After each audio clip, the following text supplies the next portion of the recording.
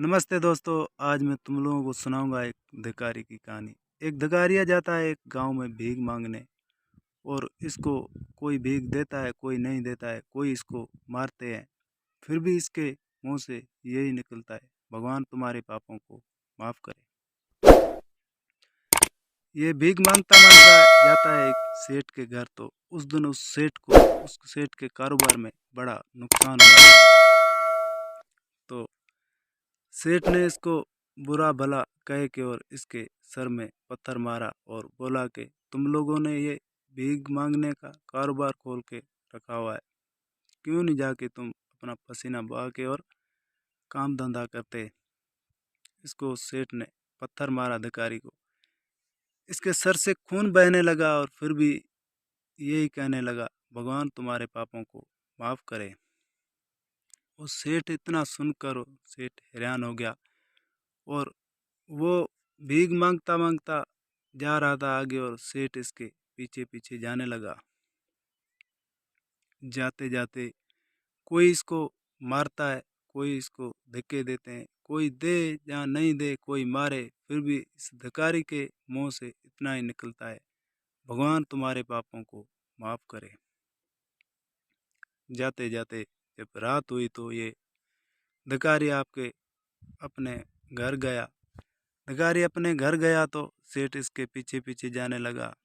सेठ देखे इसके घर में एक टूटी फूटी खटिया पड़ी हुई है, उसके ऊपर एक बूढ़ी औरत सोई हुई है, बीमार जैसी। इस भिखारी को वो बूढ़ी औरत देख के और उठ गई और बोलने लगी, आज बस इतना ही मिला, ये आधी बासी रोटी मिली और तेरे सर से ये खून बहने लगा है, किसने पत्थर मारा है। वो भिखारी कहने लगा कि बस आज यही मिला, किसी ने कुछ दिया ही नहीं, और ये एक ने पत्थर तो फेंका है, ये बस थोड़ा सा ही तो खून निकला है।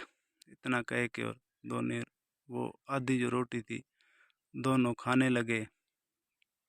रोटी खा के और वो भिखारी था अपनी बीबी को बोलने लगा, याद है तुम्हें किसी वक्त हम कितने अमीर थे, किसी वक्त हम कितने अमीर थे और हमारे पास हर चीज़ थी, गाड़ियाँ थी, घर हमारा भी जो अच्छा था, और एक अंधा हमारे पास आता था भीख मांगने, उसको हम मारते थे और रोटी की जगह पे उसको हम कागज़ दिया करते थे।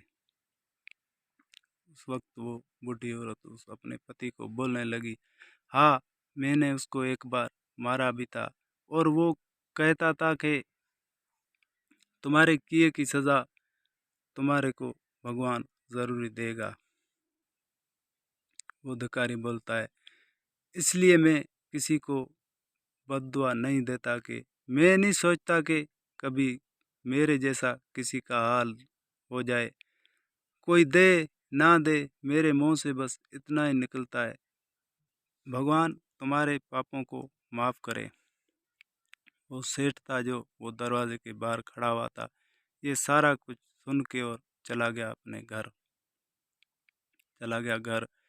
जब दूसरा दिन हुआ तो वो भिखारी गया भीख मांगने। जाते जाते उस सेठ के घर पहुंचा तो सेठ ने उससे पहले ही दो रोटी पका के रखी हुई थी गर्मा गर्म।